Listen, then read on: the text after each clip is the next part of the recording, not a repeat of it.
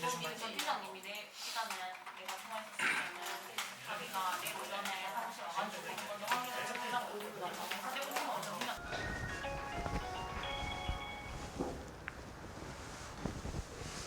여보세요? 여보세요? 엄마? 점심 먹었어? 뭐 먹었어?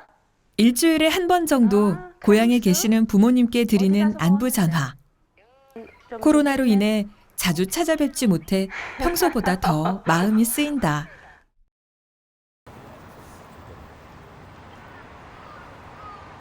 젊은이들에게는 전화보다 문자나 SNS가 더 편하다. 마스크와 거리 두기로 가로막힌 만남이 첨단 통신 기기로 가능해졌다. 우리 일상을 순식간에 바꾸어 놓은 코로나 팬데믹. 안녕이라는 말이 예사롭지 않은 요즘. 안부를 묻는다는 건 상대에 대한 사랑, 그리움, 존경의 표현이다.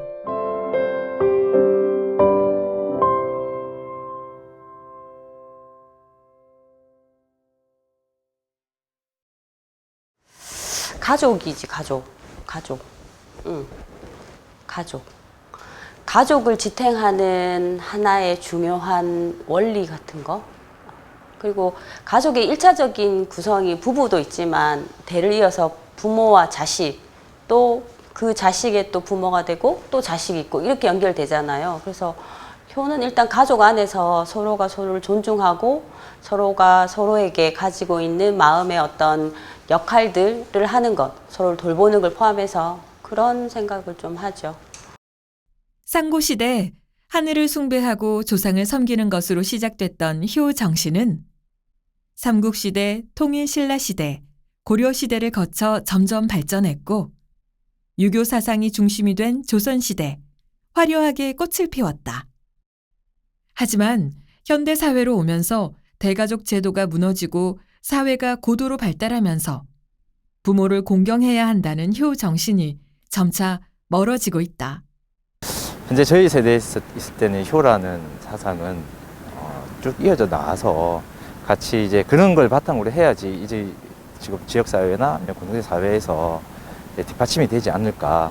그리고 이런 사상들을 우리가 잘 유지해야지만 미래 세대들한테 또 우리 자식들이 그다음 차세대에 있는 미래 세대들한테 우리도 같은 이제 그런 대접을 받지 않을까라는 생각을 무조건 잘해드려야 되는 건 맞지만 어디까지 잘해드려야 되는지도 정확하게 기준이 없고 그 도리를 다 한다는 게 사실은 힘들어진 시대가 아닌가 하는 생각이 듭니다.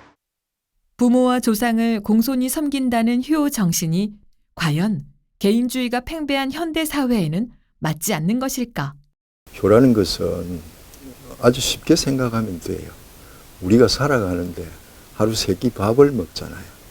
음식을 입에 넣을 수 있는 그 과정을 전달해 주는 그 수저가 물론 없어도 돼요. 없어도 되는데 그게 꼭 필요하거든요. 그와 마찬가지로 이 효라는 개념도 부모와 자식 간에 위에서부터 아래로 내려오는 게 아니고 아래에서 위로 올라가는, 그걸 어렵게 생각하시면 상당히 어려워요. 없어도 되지요. 그러나 필요한 건 사실입니다. 만약에 그게 없으면 가장 우리 인간의 이 사회 질서를 붕괴시키고 무너뜨리는 그게 돼요. 2008년 효행 장려 및 지원에 관한 법률이 시행됐다. 고령화 시대 독거노인이 늘어나는 등 각종 문제를 효 정신으로 해결하려는 취지다. 한편 2015년에는 인성교육진흥법이 시행됐다. 인성교육을 의무로 규정한 세계 최초의 법이다.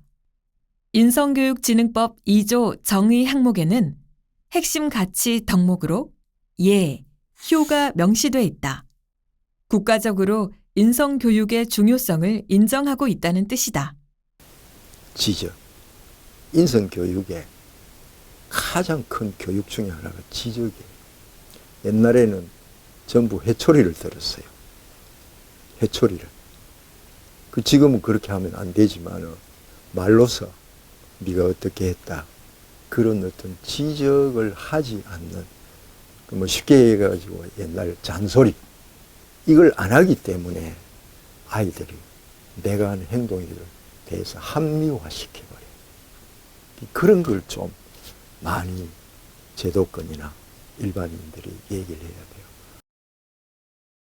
동쪽으로 바다가 맞닿아 있고 내륙은 산으로 이루어진 예의 고장 기장은 1500년 유구한 역사의 흐름 속에서 인간의 중요 덕목들을 정신적 자산으로 삼아 현재에 계승하고 있다. 어떤 학자들은 기장 동네를 임진왜란의 시작과 끝을 가진 마을이다. 그렇게 얘기를 하고 있습니다. 그만큼 역사 속에 어려움을 많이 당했지만은 지금 여러분 이 사진에 나오는 소나무, 이 소나무가 400년이 된 죽성리 해송입니다. 이 나무처럼 한 곳에서 자기 고장을 지키고 가족을 지키고 정말 끈질기게 의연하게 살아남고 지켜온 것은 결국 어떤 정신이냐? 그 정신이 바로 효에서 나옵니다. 효라는 것은 충하고 같이 다닐 수밖에 없어요. 효가 있으면 충이 있고, 충을 하려면 결국은 효를 알아야 충을 할 수가 있어요. 내가 가족을 위해서, 내가 부모를 위해서, 내가 자식을 위해서, 내가 남편을 위해서, 내가 아내를 위해서, 내가 또 이웃을 위해서, 또 우리 공동체를 위해서 그렇게 자기 자신을 지키고 자기를 희생할 수 있는 그 마음을 우리가 충이라 하잖아요. 그 충이 갈 때 효도 같이 갑니다. 그래서 우리 기장은 기장이라는 이름이 생기고 근 1300년이 됐습니다만 나름대로 그 효를 정말 우리 대한민국의 어느 곳 못지않게 지켜온 그런 고을입니다. 부산광역시 기장군 기장읍 교리에 있는 조선시대의 향교인 기장향교. 부산시 기념물 제39호이다. 예, 우리 기장향교에서는 우리 지역민과 그리고 자라나는 청소년들에게 인성 확립을 위해서 많은 프로그램을 개발하고 해서 그 인성 교육을 지금 현재 진행 중에 있습니다. 지금 아이들은 하지 말아라 하는 부정적인 용어를 잘 안 쓰고 있습니다. 그리 하다 보니까 자율적인 부분에서 인성 확립을 개선을 하고 해야 되는데도 불구하고 과거와 비교해서는 현대 사회에서는 우리 아이들한테는 인성의 그 개념이 좀 더 필요한 그런 걸로 많이 느끼고 있습니다. 차츰차츰 부모님과의 그 괴리감 또 떨어져 있는 시간이 많고 길어지는 바람에 우리가 부모님을 대하는 그 시간이 굉장히 짧습니다. 그래 하다 보니까 부모님에게 대하는 어투, 말 한마디 한마디도 실제로는 예전에는 예 아버지, 예 어머니 이랬습니다만은 지금은 아빠, 엄마 이렇게 예사롭게 그렇게 대하고 있습니다. 예산말을 대하다 보니까 스스로가 바로 인성에서 멀어지는 것 같아요. 기장향교는 과거의 공간이 아니다. 전통 다도, 예절 교육 등 전통 체험을 제공함으로써 오늘날 전통적 가치를 전하고 있다.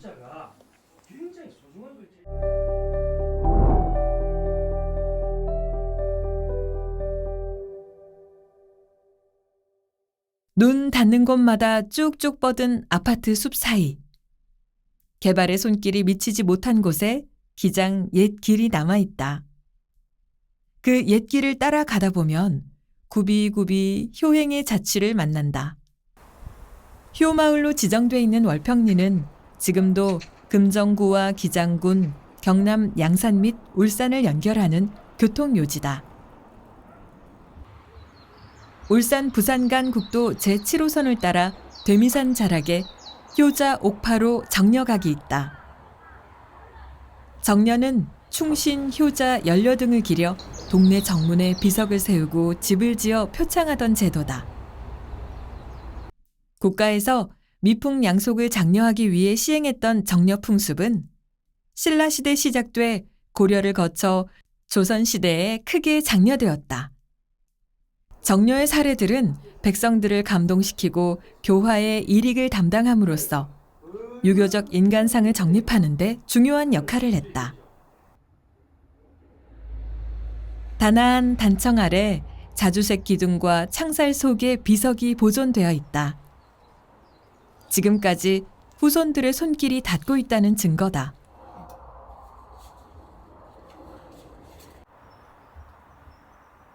(1899년) 옥파로의 5대 손인 옥경채와 옥경연이 조봉대부와 동봉교관을 지낸 효자 옥파로의 정려각을 세웠다는 뜻이다.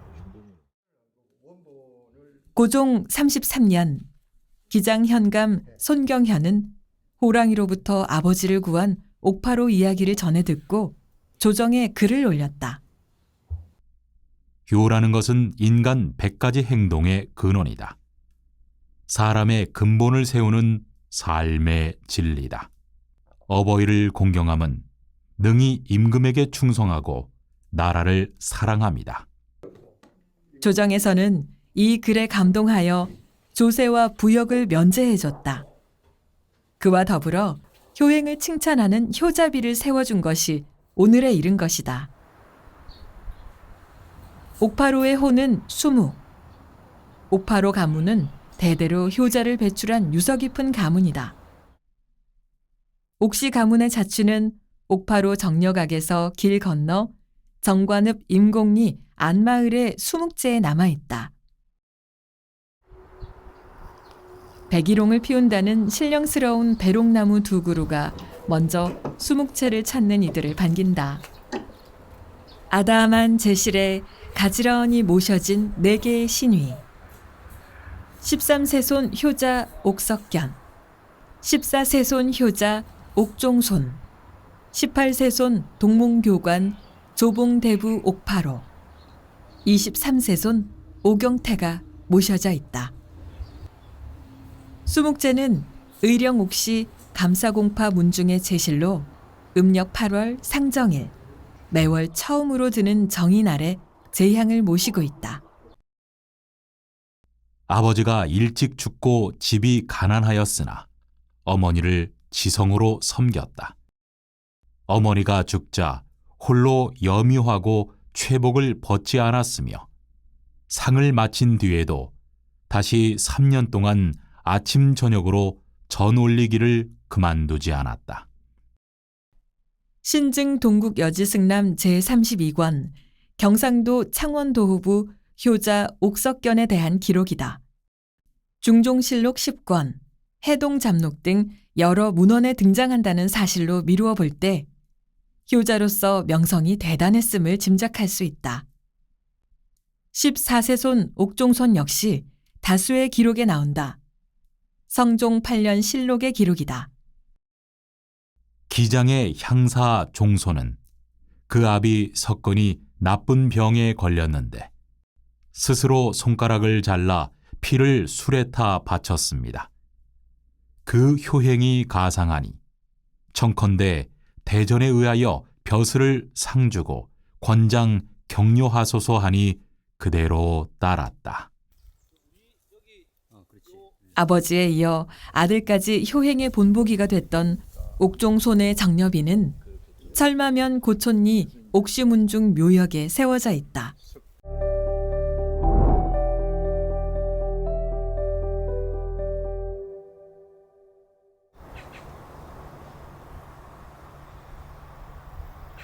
우리나라에서 가장 오래된 노거수인 1300년 된 느티나무와 장안사를 품고 있는 기장군 장안읍 하장안 마을. 월평리에서 정관리를 거쳐 장안에 이르는 옛길 위에 또 하나의 효 정신을 만난다. 볕경, 글을 모, 집채. 우러러 사모하는 집이라는 뜻의 경모제는 16세손 효자 이광수, 이광준, 이광주 형제를 기리기 위해 마련한 제실이다. 경모제의 역사는 조선 태종의 둘째 아들 주계군으로부터 시작된다. 강직한 성품과 충절로 갑자사화에 참화를 당했지만 후세 선비들에게는 조선의 명가로 추앙되는 가문이다. 임진왜란 병자호란을 거치며 11세가 쫓기듯 기장에 들어와 오늘에 이르렀다. 지금은 후손들이 가문의 문헌과 자료를 관리하며 뿌리를 지켜가고 있다. 이 가문은 정년은 안타깝게 못 받았어요. 못 받고 1806년부터 1855년까지 무려 반세기 동안 50년 동안 이런 추천장, 이걸 추천장이라고도 하고 소지라고도 하는데 이런 추천장을 올립니다. 누구한테 올리느냐? 누가 썼느냐? 쓰기는 기장 고을의 당시에 기장 유림이 주축이 됩니다. 기장 유림이 이댁에 이 가문에 이러이러한 효행을 하는 효자가 있으니까 이걸 효행 추천을 드리니까 정례를 내려달라고 그렇게 하는데 암행의사하고 수결을 하고 여기 이렇게 이 소지는 1806년 12월 기장유림 김치정 외 16명이 효자 이광수, 이광준, 이광주 삼형제의 탁월한 효행 실적을 암행어사에게 보고하며 올린 추천장이다. 지금 소생들이 사는 마을에 거처하는 선비 이광수, 광준, 광주 삼형제는 한 집에 동거하는데 천성이 성실하고 성품과 행실이 순해 80 노부모를 모시며 새벽에는 땔감을 하고 낮에는 밭을 갈아서 맛있는 음식을 공양했습니다. 이러한 기장고을 유림들의 노력에도 불구하고 이광수, 이광준, 이광주 삼형제는 안타깝게도 정려를 받지 못했다. 하지만 조선 역사와 고난을 함께 해온 전주이씨 점동문중의 효행은 후손들의 자긍심으로 남아있다.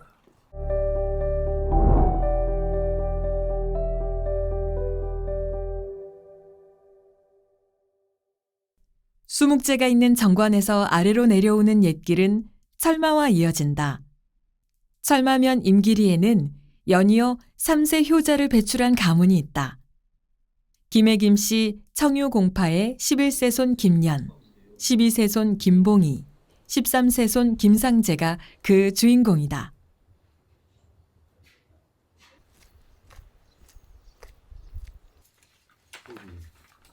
이들의 효행은 조선 환여승람, 기장군지와 양산군지 등 여러 문헌에 소개되어 있다.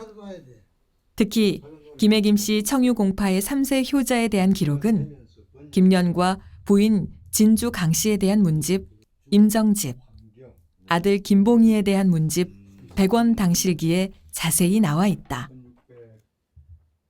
효자 김년은 어머니가 이질에 걸렸는데 숭어를 구해 먹여 병을 낫게 했고 1732년 어머니가 세상을 뜨자 애통해하며 가슴을 치며 슬퍼했다.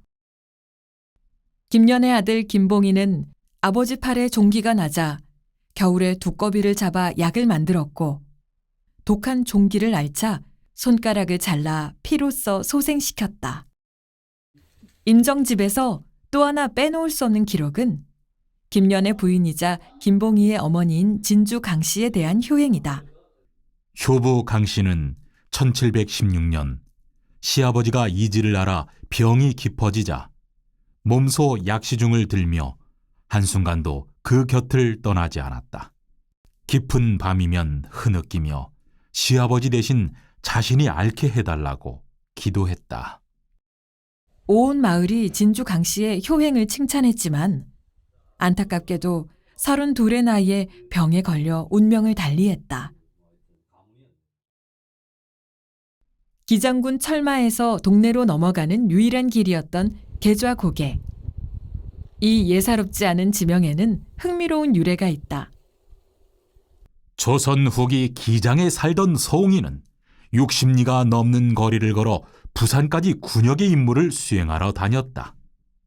날이 밝기 전 노부모가 드실 조반을 챙겨놓고 험한 계좌고개를 넘어 부산 진성까지 가서 변방을 지킨 뒤 밤늦게 집에 돌아오곤 했다. 왕복 50km에 달하는 긴 거리의 길버스로 기르던 누렁이를 데리고 다녔다. 하루는 일과를 마치고 집으로 돌아오는 중 누렁이와 함께 계좌 고개까지 와서 잠깐 쉬다가 깜빡 잠이 들었다. 그 사이 바위 틈에 끼어든 횃불이 넘어져 불이 났다. 놀란 누렁이는 골아떨어진 주인의 옷자락을 물고 끌어당겼으나 잠에 골아떨어진 주인은 깨어나지 않았다. 누렁이는 계곡까지 내려가 온몸에 물을 적셔 달려와서는 주변을 뒹굴어 주인을 살렸다. 하지만 누렁이는 그만 불에 타 죽고 말았다. 잠에서 깨어난 서홍이는 불에 타 죽은 누렁이를 보고 가슴을 치며 통곡했다. 서홍인의 효행심과 누렁이의 이야기는 기장현에 널리 퍼졌고 현감은 상부의 보고에 정려를 받았다. 사람들은 개를 기리며 제사를 지내는 고개라는 뜻으로 계제의 고개로 불렀으나 세월이 지나면서 계좌 고개로 이름이 바뀌었다고 한다. 현재 기장 철마체육공원 옆에 서홍인의 정려비와 안내문이 세워져 있다. 조선 후기 효자의 행적을 비교적 구체적으로 알 수 있는 계좌산 전설과 서홍인의 정려비는 차츰 효 개념이 사라지는 요즘 현대인들에게 생각할 거리를 던져주고 있다. 미래학자 엘빈 토플러는 세계에서 가장 귀중한 문화유산으로 한국의 효 문화를 꼽았다. 인류학자 아놀드 토인비는 한국이 미래 인류에 기여할 것을 꼽으라면 그것은 바로 효 사상이라고 말했다. 우리나라가 지금 주창하고 있고 옛날부터 했던 정말 전 세계에서 유일한 이 끝까지 누구나 해야 된다라고 생각하고 있는 이 효문화, 이 효문화만은 다른 나라하고는 차이가 많이 나죠. 예. 왜 그러냐 하면은 생명을 걸고 효문화를 우리 과거 전통시대는 우리 어른들은 지켜왔어요. 그걸 우리는 보고 배워왔거든요. 그런데 이제 서구화가 되면서 조금 물이 흐려졌을 뿐이지 우리 대한민국 국민들 마음속에는 저 뿌리 깊이 효문화는 지금도 남아있고 그걸 약간만 우리 그 왜 있잖아요. 우물을 파면 마중물이 있잖아요. 마중물을 넣어야만이 밑에 있는 물이 올라옵니다. 그와 마찬가지로 우리가 좀 힘을 합쳐서 이 효문화를 좀 알리고 특히 자라나는 청소년들에게 이걸 제대로 교육을 시켰을 때 우리의 효문화는 끊이지 않고 나갈 것이고 이건 정말 하나의 사회운동이라도 해야 될 지금은 그런 시기라고 보고 있습니다. 마을 공동체를 이루며 효 정신을 실천하고 있는 미풍 양속의 고장 기장, 경모제, 수묵제, 삼세사 효묘, 서홍인, 옥파로, 옥종손 정려비와 연려 월성 김씨 정려 등 옛 길을 따라 면면히 이어온 효 정신이 그대로 남아있다. 조선 후기 개혁군주였던 정조대왕이 원손 시절 외숙모인 여흥민 씨에게 보냈던 편지 한 장. 서윗 바람의 기후에 평안하신지 문안 알고자 바라오며 뵈온 지 오래돼 섭섭하고 그리웠습니다. 어제 편지 보니 든든하고 반가웠습니다. 할아버님께서도 평안하시다 하오니 기뻐옵나이다. 숙무주전 원손 드림. 한 장 한 장 써내려간 단정한 글씨 속에 담긴 공경과 그리움의 마음. 코로나 시대 우리가 지켜나가야 할 효 정신이다.